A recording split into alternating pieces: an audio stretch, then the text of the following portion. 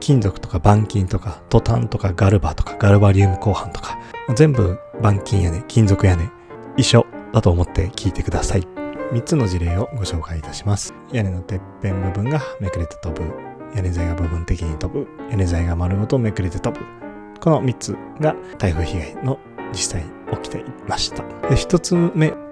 屋根のてっぺんにですね、金属の蓋がついてるんですけども、この金属の蓋が飛んじゃう。金属の蓋の下地っていうのはだいたい木材が入ってるんですが、その木材が傷んだことによって腐ってしまうんですね。